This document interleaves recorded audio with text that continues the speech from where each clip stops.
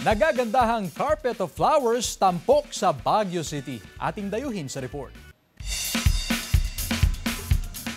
Atraksyon ngayon sa Melvin Jones Football Ground ang nagagandahang landscapes o mas kilala sa tawag na Panagbangascapes na bahagi ng selebrasyon ng Panagbanga Festival sa Baguio City. Walang itulak kabigin sa gandang iba't ibang garden exhibit sa lugar. Animoy carpet of flowers dahil sa detalyado at masusing pagkakalandscape ng mga halaman at bulaklak. Kitang-kita ang husay at galing ng mga garden landscaper sa kanilang mga may tuturing na obra. Maganda sa pakiramdam, ang sarap sa pakiramdam yung pag nagtatanim ka ng gulay. Ayun po, ng mga flower ganun po.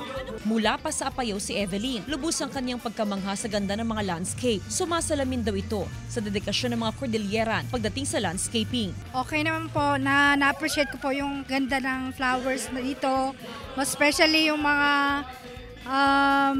red dyan at saka yung mga different colors of flowers. Maliban sa garden exhibit, maaari ring makabili ng mga succulent at mga halaman sa lugar sa mababang presyo. 12 entry ng landscape ang lumahok ngayong taon sa Panagbangascapes. Kasama si Ron Alistair Taniedo, Jasmine Gabriel Galban, One North Central Luzon.